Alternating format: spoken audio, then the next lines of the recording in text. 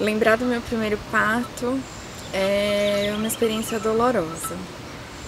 Eu, há 7 anos, comecei a estudar humanização do parto, tive contato com diversas redes de apoio, comecei a estudar, me cerquei de informações que eu já julgava necessárias e importantes, mas que não foram suficientes para me livrar de um atendimento ruim. Tive no parto da minha primeira filha, acabou sendo uma cesárea, não por necessidade, mas por uma conveniência médica. É claro que se você ouve, olha, sua filha precisa nascer agora, você acredita, né? Mas foi difícil para mim aceitar aquilo.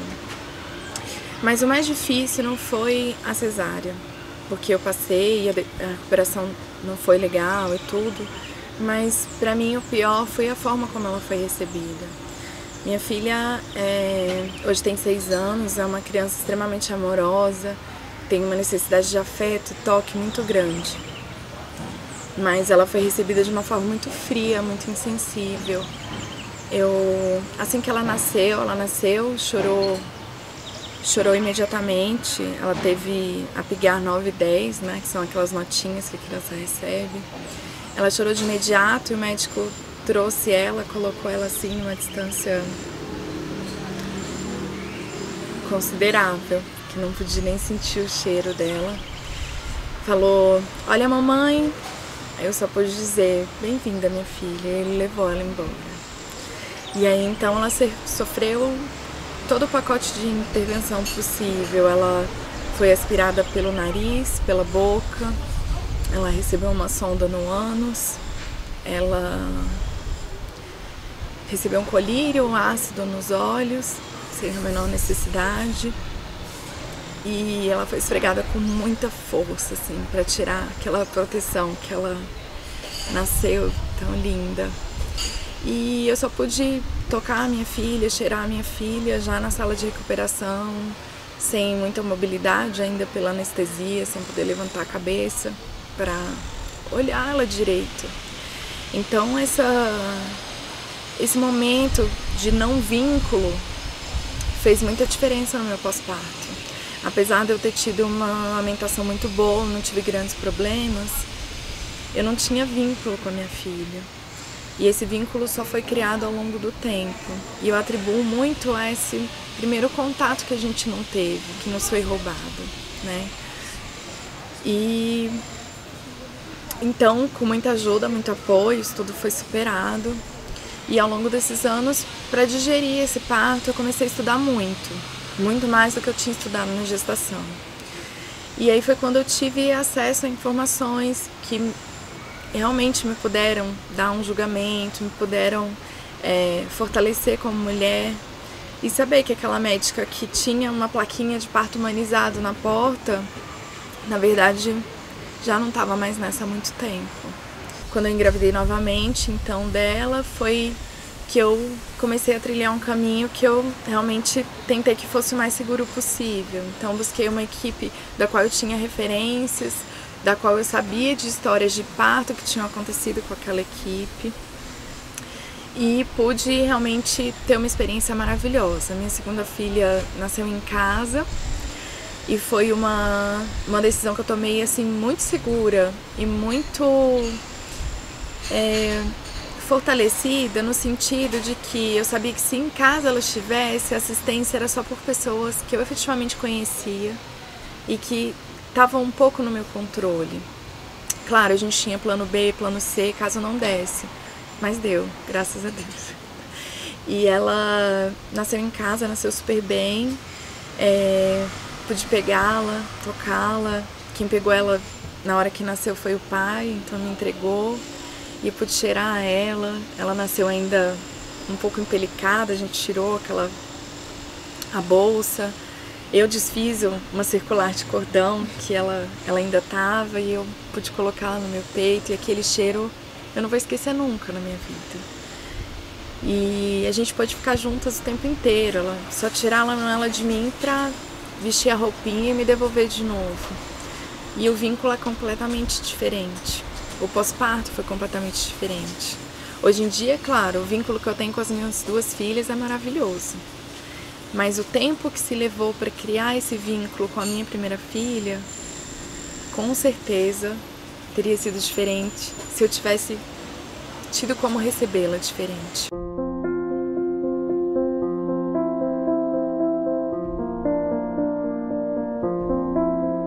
Dentro do cenário da violência obstétrica, né, eu acho interessante primeiro que a gente compreenda o que é considerado violência obstétrica.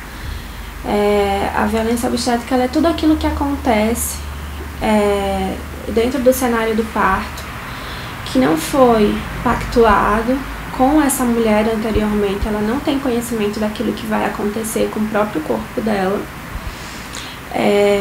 E depois ela toma conhecimento daquilo e começa a compreender aquilo como violência, como uma violência obstétrica. São procedimentos médicos diversos, né, que vão desde manobras, cortes, utilização de medicamentos para acelerar o trabalho do parto, sem um conhecimento prévio dessa mulher, né.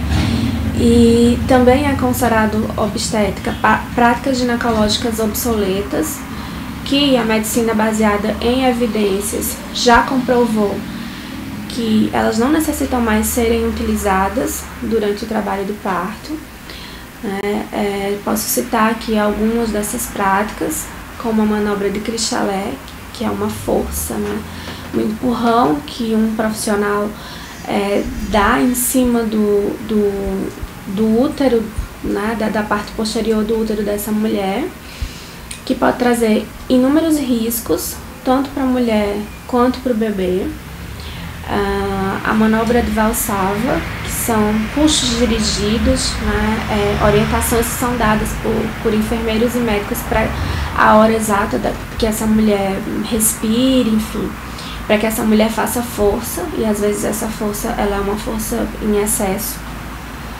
A episiotomia de rotina, que é um corte no períneo da mulher, que a medicina baseada em evidência já comprovou que não existe necessidade da episiotomia, em nenhum caso se justifica o uso dessa episiotomia. É um corte de difícil cicatrização, que incomoda o pós-parto, né?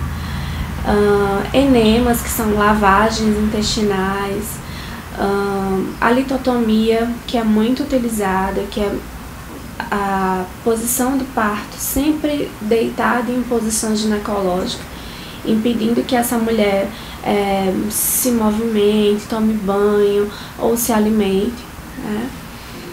E os riscos que essa violência obstétrica, do ponto de vista psicológico, acarreta para essa mulher são inúmeros e indeléveis, né?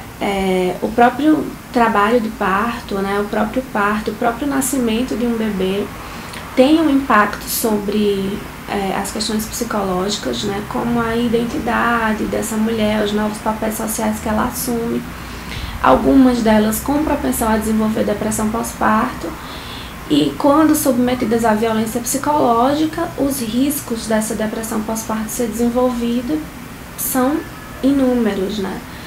Além de uma série de outras questões, como o vínculo com o próprio bebê, que pode ficar prejudicado, questões relacionadas à amamentação e outros problemas que posteriormente podem surgir, né? Um movimento interessante que eu tenho percebido na minha atuação, tanto como psicóloga tanto como doula, é que mulheres vítimas de violência obstétrica, além de se tornarem ativistas do parto humanizado, depois que se descobrem vítimas de violência, elas têm optado por partos cada vez com menos intervenções. Muitas delas optam pelo parto domiciliar, como forma de se prevenir da violência obstétrica e ter um parto mais humanizado possível, né, com a chegada desse segundo filho. E essas mulheres elas falam de cura, né? Eu precisava me curar, eu precisava passar por esse processo, precisava parir novamente para me curar daquilo que aconteceu no parto anterior.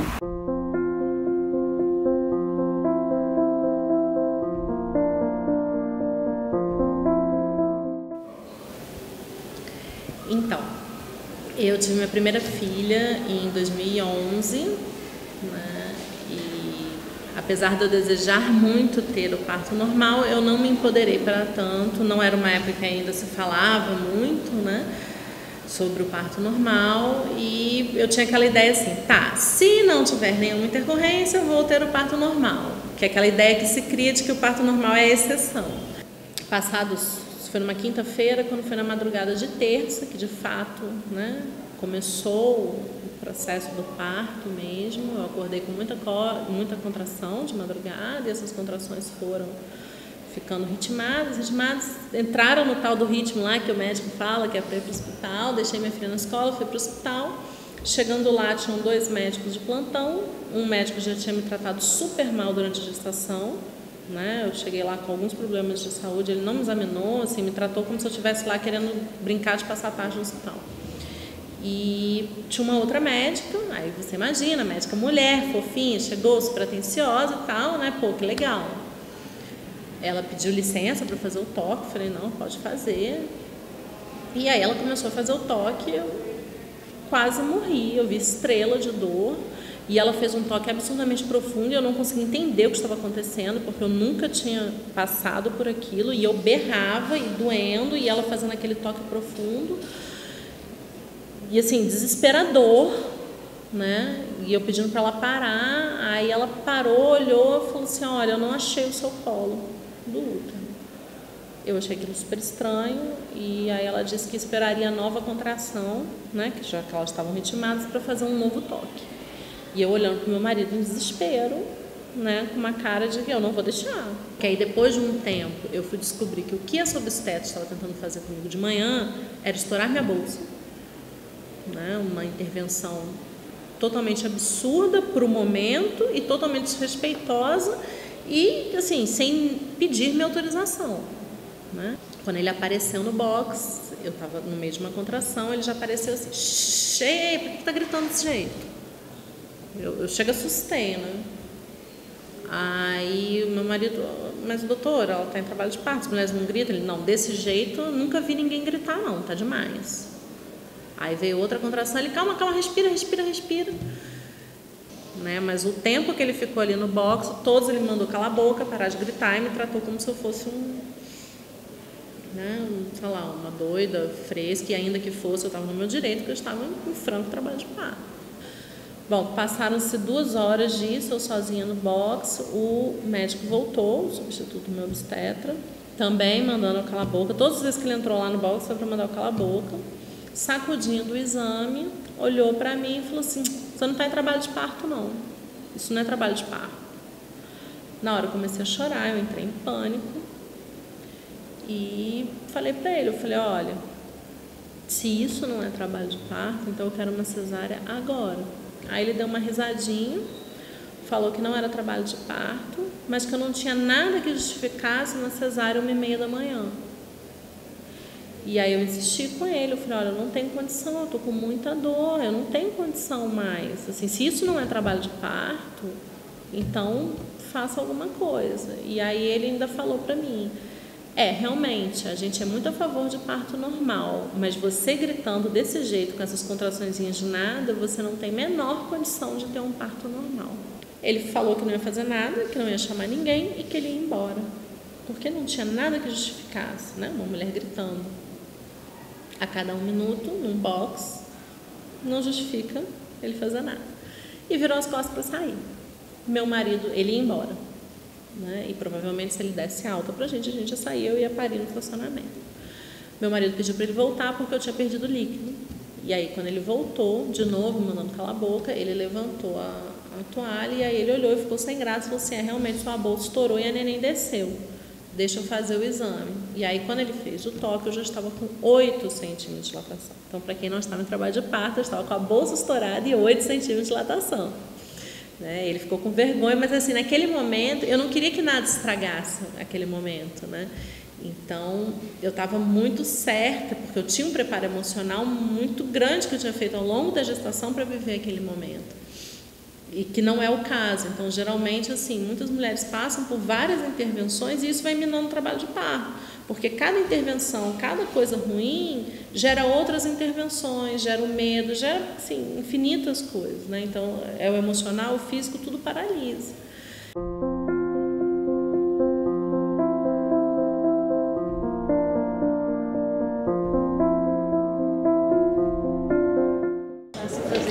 A violência obstétrica, ela tem dois aspectos. Um é considerado pelo modo de se cuidar das mulheres, de se atender às mulheres, né? Ela pode ser tipificada pela negligência, abandono, né? Por tratamento pejorativo para as mulheres, muito fruto ainda de resquícios de uma sociedade patriarcal, uma sociedade machista, que denigre a mulher no exercício da sua sexualidade. Então nós temos vários casos que são considerados violência pela forma, pelo modo como os profissionais do serviço de saúde tratam e atendem a essa mulher no momento do parto. Existe também um outro componente da violência obstétrica, que são as próprias práticas de cuidado. Há mais de 30 anos, o mundo já sabe, através das evidências científicas, que não devemos fazer e aplicar certas práticas de cuidado no momento do parto. Fruto de uma obstetrícia construída ao longo de 30 anos, baseada muito no tecnicismo, na biomedicina, na visão de que a mulher é uma máquina, o útero é um motor, né? O bebê é um produto e a vagina é um trajeto. Ou seja, o parto é um evento que envolve muitos outros aspectos, né? Aspectos emocionais, aspectos da sexualidade, aspectos culturais, e isso tudo precisa ser considerado para que seja um parto que faça jus aos direitos sexuais e direitos reprodutivos das mulheres. Então, nós temos trabalhado no sentido de qualificar as maternidades através de seminários, de cursos, de mudança dos ambientes, né, dos protocolos clínicos recém-lançados de parto normal e de cesariana, e também dos fóruns perinatais. Os fóruns perinatais são espaços técnico-políticos múltiplos, né, com gestores, trabalhadores e usuárias e academia, para discutir a atenção obstétrica em um território. E ele tem dado um efeito muito positivo no sentido de superar esse modelo, que é um modelo gerador de violência contra as mulheres. Muitas vezes o Ministério Público está junto nos fóruns perinatais e tem apoiado as mudanças necessárias dos serviços de saúde para que as mulheres possam ser tratadas com dignidade, com respeito, com as melhores evidências científicas.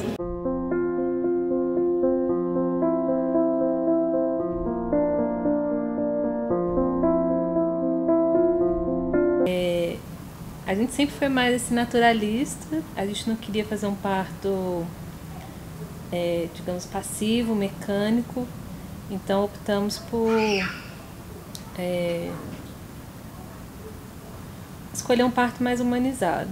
Dentro disso a gente foi se informar, a gente leu muito, estudou, lemos livros, participamos de grupos de gestantes e a gente foi se informar sobre procedimentos que são normais, que são necessários, o que não é necessário, o que é um protocolo padrão que se segue em praticamente todos os hospitais, e a necessidade ou não de seguir esse protocolo. E com isso a gente foi buscar um médico que optasse pelo parto normal e que me deixasse à vontade para escolher o tipo de parto, como é que eu gostaria de fazer, o que foi difícil, porque a maioria não está muito disposto a esperar o tempo do parto normal, não está disposto a deixar você ter autonomia, controlar o seu trabalho de parto, mas a gente achou um bem no final, né? Uhum. E a questão dos grupos também, de troca de experiências, aprendendo termos técnicos e procedimentos, isso daí empodera muito assim, né, a pessoa que está participando disso, e até a partir desse empoderamento você começa a ficar livre para escolher o caminho que você quer tomar, né? E aí isso ajudou bastante. E o médico, por mais que ele era a favor, ele não tinha muito embasamento assim para nos ajudar mais. Aí já hoje, nessa segunda gravidez, a médica que a gente escolheu tem uma experiência muito mais vasta e está conseguindo ajudar muito mais a gente sente uma confiança e vê alguns erros não, mas algumas coisas que não foram tão boas no primeiro, e nessa a gente acredita que tudo vai dar melhor, né? E a gente encontrou esse médico, o Dr. Roberto, que ele topou, ele falou, olha, vou deixar você no seu tempo, você pode demorar o tempo que for, se você não quer intervenção nenhuma, não vou fazer intervenção. Apesar de ele não ter uma formação em parto humanizado, ele foi humano no sentido de respeitar a nossa vontade, né? Aqui vale a pena lembrar também que o parto humanizado não necessariamente vai ser um parto normal, né? Porque o parto humanizado é essa questão de você entrar num trabalho de parto, você buscar, né, o momento certo que o bebê está pronto para sair, seu corpo também está querendo expulsá-lo, né? Expulsado de dentro, então às vezes vai ter alguma complicação que vai levar a uma cesárea, mas foi um parto humanizado porque você fez o trabalho, foi no momento apropriado, mas infelizmente o destino quis que não fosse pela via natural, né?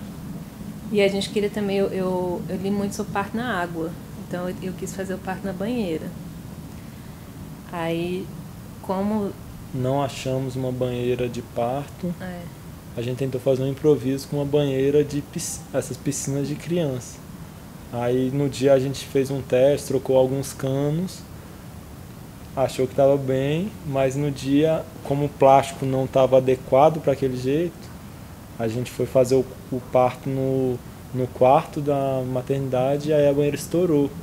Então foram 300, 500 litros que inundou a maternidade do hospital inteira. Foi pro corredor e tudo, aí o médico levou a gente e falou, não tem condição da gente estar aqui, a gente vai ter que ir pro centro cirúrgico. Porque o médico ficou com medo de tomar um tombo, qualquer pessoa cair porque estava tudo molhado, e falou, a única opção que a gente tem é seguir para um centro cirúrgico. E eu estava muito certa de que eu queria, foi tudo bem, mas a gente não vai usar nada. Então chegamos no centro cirúrgico, ele afastou todos os equipamentos, aparelhos, deixou um espaço para eu poder circular, para eu poder andar, caminhar. E teve até alguns momentos, quando ele falou pra gente ir pro centro cirúrgico, em alguns momentos eu fiquei meio receoso, assim, porque eu achei, esse cara tá querendo, na verdade, fazer uma cesárea e tal, mas não era isso, não. E a gente tinha uma doula, além do médico, tinha uma doula que foi, assim, fundamental, porque desde que eu entrei em trabalho de parto, comunicando com ela passou uma tranquilidade que não tem preço. E ela acompanhou tudo, foi o que deu força para, né, continuar o parto até o fim. E também ajudou bastante nessa questão de experiência em parto humanizado, né? Porque por mais que o médico tivesse uma postura humanizada, ele não tinha algumas feelings mesmo, assim, de falar, não, vamos por aqui, vamos... E a doula tinha. E eu sofri muito. Sofri, e naquela hora, se alguém tivesse perguntado, você quer... Eu falava, faça qualquer coisa, só tira de mim, porque eu tô sofrendo muito. Mas ninguém perguntou, tudo continuou como estava. E aí, em dado momento, depois de tantas horas, ele nasceu de cócoras no chão. E aí o meu sentimento foi assim, a pior dor do mundo, do lado da maior alegria do mundo. Assim, dois sentimentos muito fortes em pouquíssimo tempo ali. Então, por exemplo, eu não me arrependi de jeito nenhum. Porque é uma experiência que você sai de lá bem mais forte. Eu me senti a Mulher Maravilha. Eu falei, qualquer dor no mundo eu suporto agora. Qualquer uma. Porque depois de suportar essa, eu sou muito forte. E acho que isso é importante para a mulher passar por isso.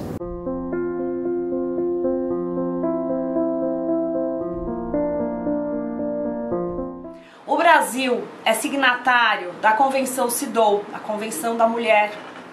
E esta convenção, em seu artigo 12, prevê que a assistência à saúde da mulher gestante deve ser feita de forma adequada. Um dos problemas que mais preocupa mulheres em todo o Brasil diz respeito à qualidade da assistência médica dos profissionais de saúde no momento do parto. Um estudo Nascer do Brasil também realizado em pesquisa técnica, constatou que há uma desigualdade tanto étnico-racial quanto regional e de desenvolvimento no atendimento às gestantes no nosso país. Essas distorções precisam ser corrigidas em termos de políticas públicas que avancem no sentido de prestar a melhor assistência à saúde da gestante. Portanto, temos que trabalhar intensamente na prevenção da violência obstétrica. Quando esta prevenção resulta infrutífera, há a possibilidade da punição. A punição, existem países que já tipificaram a violência obstétrica, como o México e a Argentina, por exemplo. O Brasil pode optar por seguir este caminho. De qualquer forma, na legislação brasileira já existem dispositivos penais e civis para punir a violência obstétrica. Mas, se vierem outros dispositivos específicos, eles podem ser debatidos com a sociedade para que se verifique a sua adequação e a sua necessidade no combate à violência contra a mulher. Entende-se que o Brasil só vai transformar esta realidade a partir do momento em que reconheçamos os direitos previstos na Constituição Federal, dignidade da pessoa humana, igualdade e pleno acesso à saúde a todas as gestantes brasileiras, fazendo com que os alarmantes números de mortes evitáveis de mulheres, que hoje chegam a 50 a 60 por 100 mil, possam ser reduzidos e no próximo relatório que nós apresentamos à CIDOU tenhamos melhores notícias a dar no panorama internacional.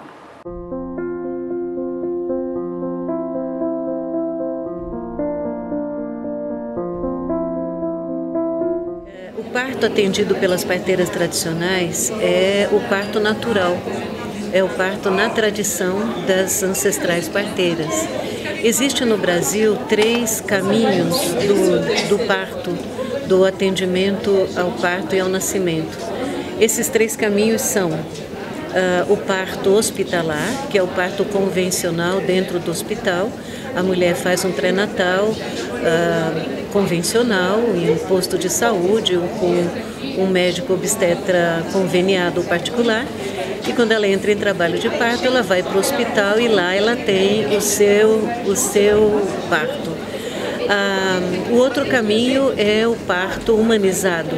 O parto humanizado é como uma dissidência do parto hospitalar. São enfermeiras obstetras, médicos obstetras e obstetrizes que têm a sua formação na USP. E elas atendem o parto também no domicílio e no hospital de uma forma diferenciada, porém seguindo algumas regras e regulamentos acadêmicos e hospitalares. O terceiro caminho, que é na verdade o mais antigo e o mais original, é o caminho da parteira tradicional, que atende o parto na residência, unicamente na residência das famílias, recebe os bebês e cuida das mulheres de uma maneira bastante diferente do convencional, porque nós utilizamos apenas a medicina natural das plantas medicinais. A gente também utiliza as rezas, os rituais, os instrumentos antigos, né, os instrumentos tribais, como maracas, tambores, didgeridoo. Cantamos, usamos muitas terapias consideradas alternativas, mas que para nós são originárias. Essas terapias são o reiki, a acupuntura, massagem e trabalhos como os trabalhos feitos pelas parteiras antigas.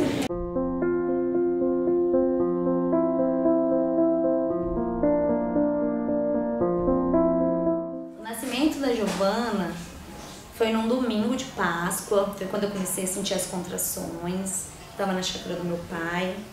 E aí eu comecei a sentir as contrações, poucas, eu não sabia que eu estava em trabalho de parto. Eu achava que eu estava com umas contrações chamadas pródromos, que é contrações de treinamento, que é chamada. E quando foi dando no finalzinho da tarde, as contrações veio, né, acelerando, elas vieram com mais frequência. foi quando eu fui para casa. Quando eu cheguei em casa, eu liguei para a parteira, que ela já estava aqui em Brasília, aguardando o momento do nascimento da Giovana. E ela foi lá para casa. Quando ela chegou, ela me deu um toque e falou que eu já estava com 5 centímetros dilatado, que a partir dali não tinha mais para onde correr. Então eu já estava em trabalho de parto, eu não sabia que eu estava em trabalho de parto. E foi começando a arrumar tudo, arrumando a casa, tirando a televisão do quarto, empurrando cama, abrindo espaço, colocando água no fogão, aquela coisa maravilhosa. Eu me sentia numa casa na roça, assim, completamente. Aquele cheiro, aquela essência de ervas pela casa inteira, aquela casa toda fechada por causa dos vizinhos, a casa estava pegando fogo, de tanto amor, quente, tudo envolvendo o nascimento da Giovana. Quando foi umas 11 horas para quase meia-noite, mais ou menos, a Giovana precisava nascer e ela não descia, ela não nascia. Foi na hora que eu falei para a Dona Val, falei, agora ela vai nascer. Aí sentei na bola, agachei, fiz tudo que eu podia fazer, rebolei e tal. Quando deu febre, fui para a janela, pendurei na janela, dei uma agachada federal, assim, e dei um berro. Pronto, nessa hora eu senti aquela queimação, assim, que eu tinha certeza que a Giovana já tinha coroado. E aquele momento da partolândia, que era de outro mundo, você não sabe onde você tá naquele momento mágico. Foi quando a Giovana coroou. Quando ela coroou, a parteira falou, Nanda, 3 contrações, Giovana nasce. Aí fui pra banqueta, primeira contração nada, segunda nada, na terceira ela nasceu. Aí ela veio direto pro meu colo, mamou a primeira hora, foi Giovana. Meu esposo cortou o cordão umbilical. Eu tive a doula, né, que era a Mariama, tinha a auxiliar de parteira, que era a Juliana. Então todo mundo estava ali, super amor, aquele momento maravilhoso, aquele momento mágico, paria muito gostoso.